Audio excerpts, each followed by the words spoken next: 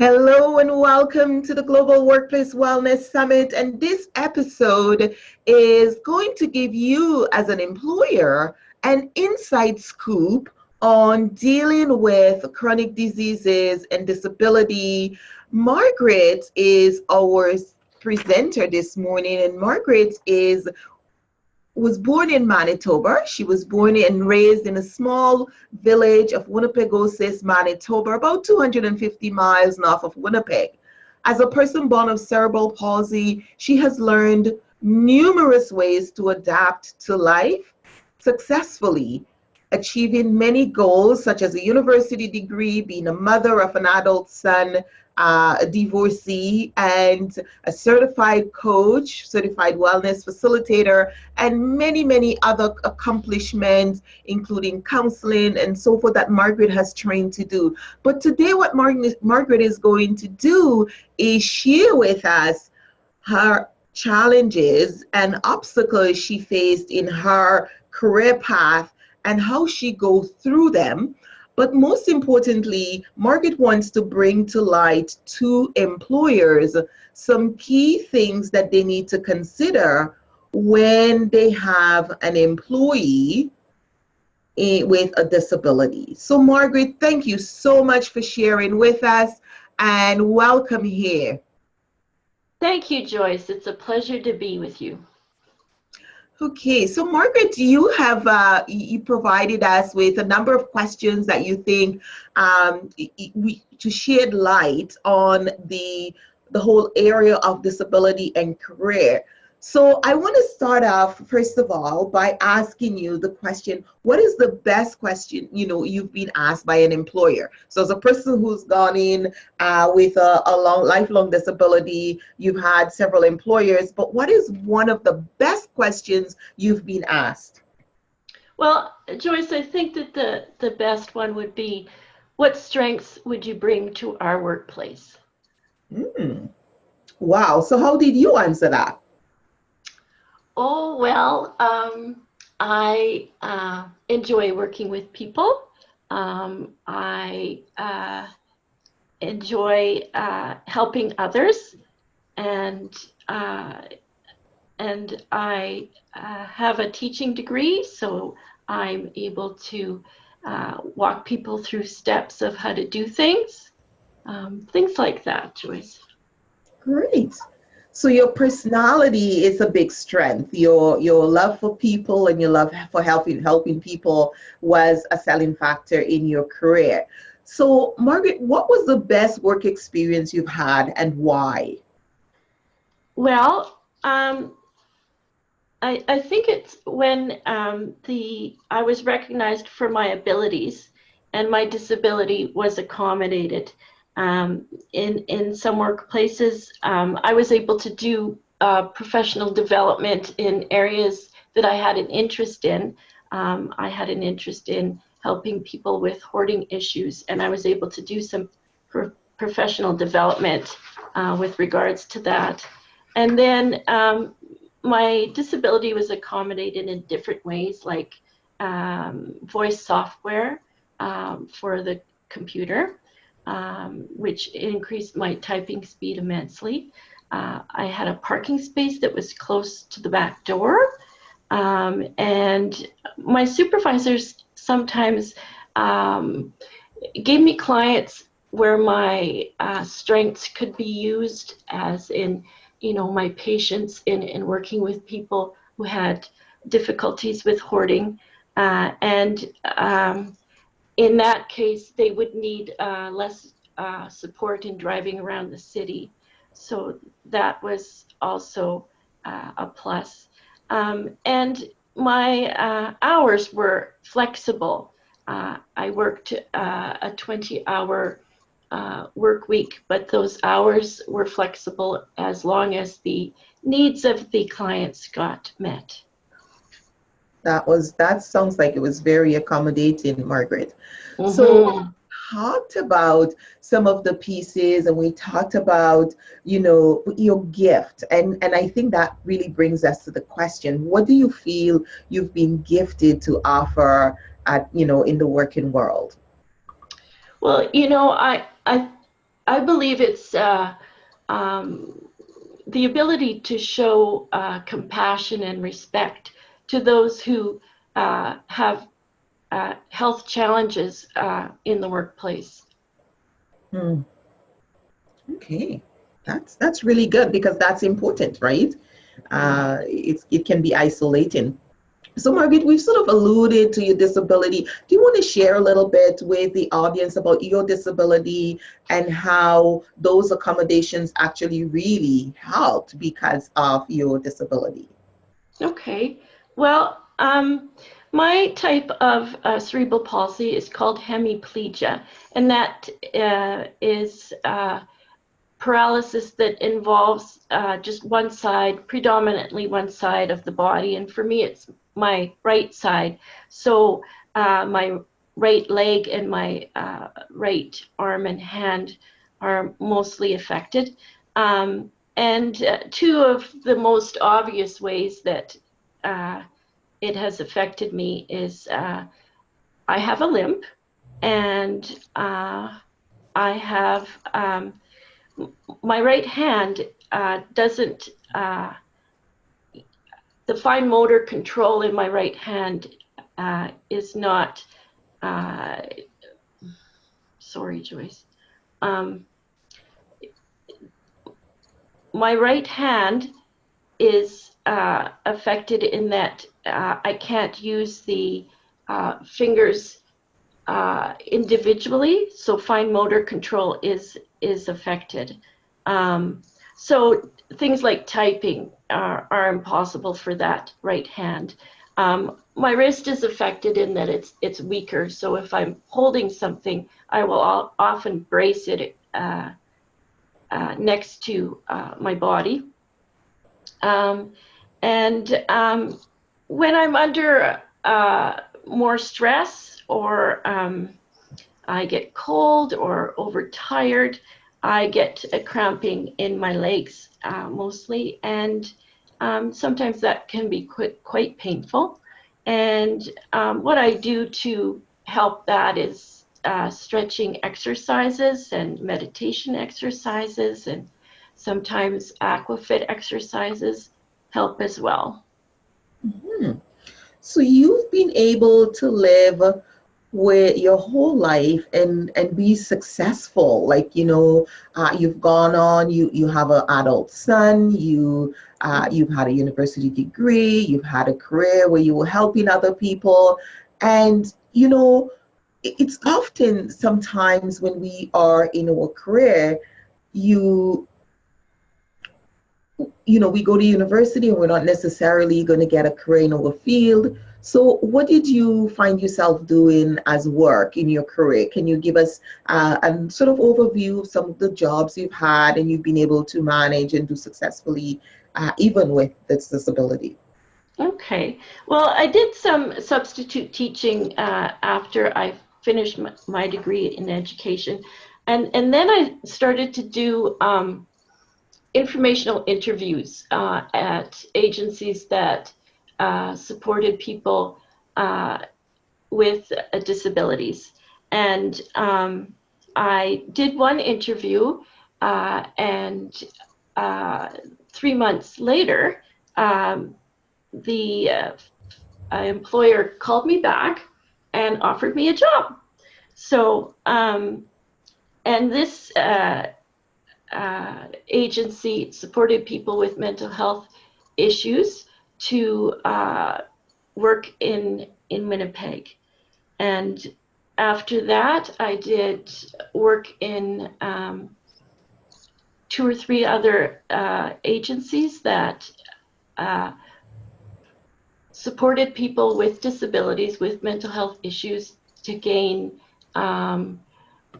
employment or to find housing in Winnipeg, and to find a learning environment that suits them as well. And that was about 22 years worth of employment. Wow.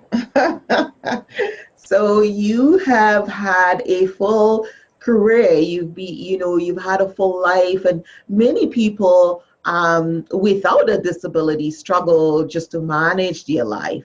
And when you see people not able to get through and they have all, they have the full capacity in, their hands and their feet, how does that affect you? What are some thoughts you have about that?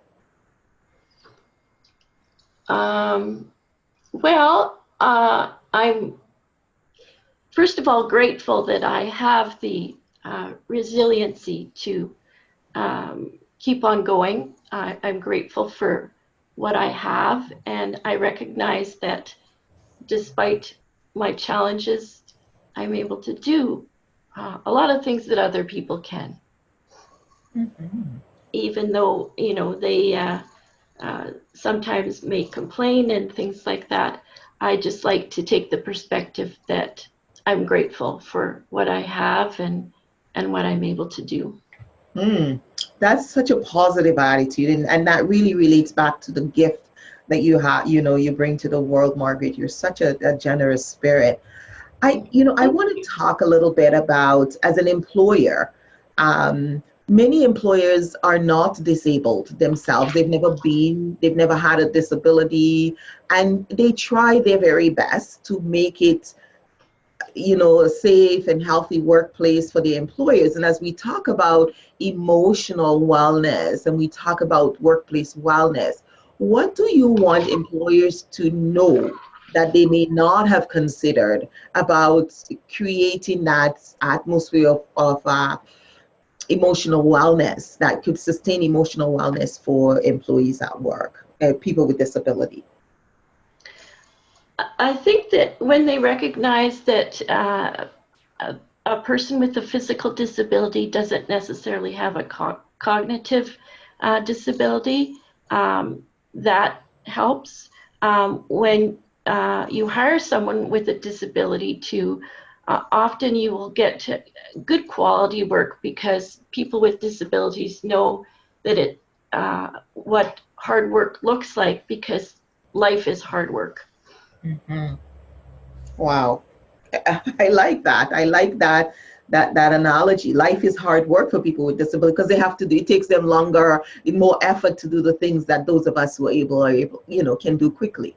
So I like that. Life is work. Wow. So as employers, you're thinking they should be aware that people with disability probably have a different work ethics. Is that what I'm understanding? A strong work ethic. A strong work ethic. Wow. And loyal and yes, exactly. Wow. So Margaret, employers may want to create that whole accommodation that's necessary. It's just part of our human rights to create accommodation for people with disability. And have you faced situations where other employees resented some of the accommodations you've had in the workplace? And if someone is listening here as an employer or as an employee with a disability, what can you say, or a coworker of someone with a disability? What message would you like to leave for them? Well, in my situation, something did come up, and my supervisor spoke to the employee right away, and it was very quickly a non-issue. And she spoke about, more about my abilities than my disability. Mm-hmm. So as an employer, the ability to quickly identify those kinds of challenges and deal with them by emphasizing the ability of the employee. And then as a coworker, as someone who is working a lot, what should they be looking at? How can they support? Well, I would think celebrating the things that they can do well, compliments on a job well done, and sometimes just asking, is there something that I can do to help you? Is often helpful, because it's up to the person with a disability to know what they can receive help for and what they can do on their own. Mm-hmm. Okay, so that person has an awareness of what they can do, and as a co-worker, just offering that support, that desire to, to help. How can I help? What can I do? Is there anything I can do? You feel that that is a great way to show support. Sure, yes. Absolutely. So if someone is listening here with a disability and they're trying to manage their career, what would you like to say to them?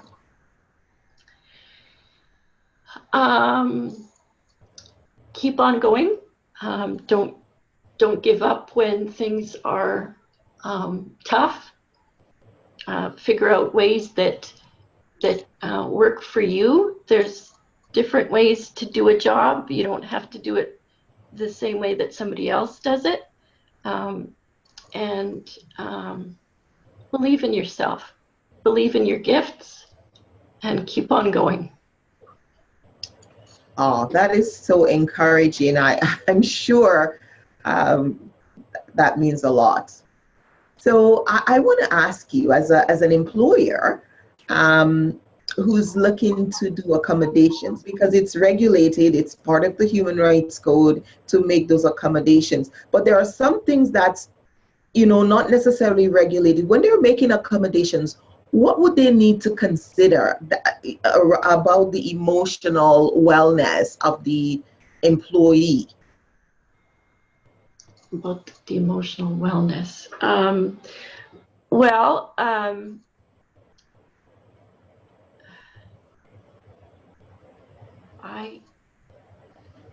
the accommodations that I saw that were helpful were to provide support such as a occupational therapist, so that the employer and the employee know exactly what would be helpful and what wouldn't be helpful. And then the occupational therapist has a real gift to support a person as well who struggles in the workplace. Mm-hmm. So having that occupational therapist is a great way to help people to figure out the ergonomics and all the pieces that they want. And of course, there is some happiness.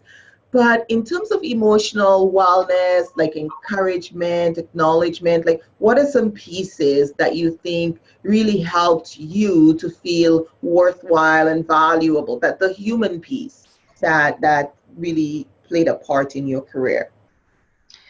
Well, my supervisors knew what I was good at, and they often gave me opportunities to do, professional development in areas where more patience was needed, say in a home with someone who struggled with hoarding.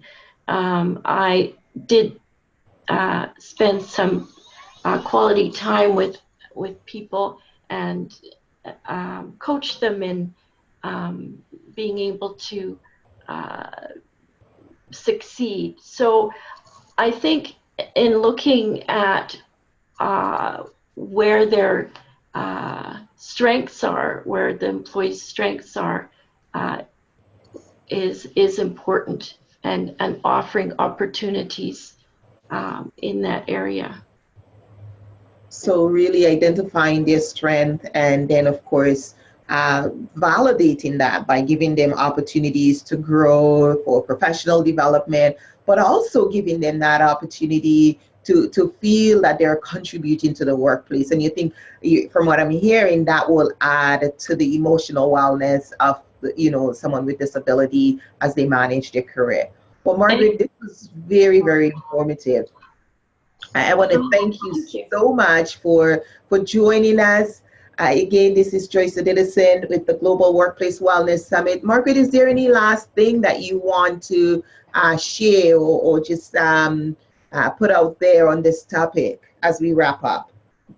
Well, I want to thank you, Joyce, for this opportunity and to encourage employers to uh, give people with disabilities a chance and to encourage those with disabilities to go forward with their desires and their work goals despite the disabilities that they live with. Excellent. I think that's a great encouragement and inspiration, Margaret. You've certainly been an inspiration for the years that I've known you and the things that you've done, and you continue to be an inspiration, I think, for many, many people. What you've done in your career and how you move along and transitioning is just been wonderful to see. So thank you for sharing your wisdom and your path so others can learn from it as they develop their self-worth, their sense of self-worth and self-esteem and develop their own emotional wellness with a disability. Again, this is Joyce Littleson, and we are here at the Global Workplace Wellness Summit with Margaret Marshall, a certified coach and wellness facilitator in the city of Winnipeg, and she works with individuals to help them through their life wellness issues and working with people with disability who needs motivation and encouragement and coaching. So thank you, Margaret. Have a wonderful rest of the summit, and please enjoy the rest of the summit, and we look forward to connecting again. Be well, and bye now. Thanks, Joyce. Bye-bye.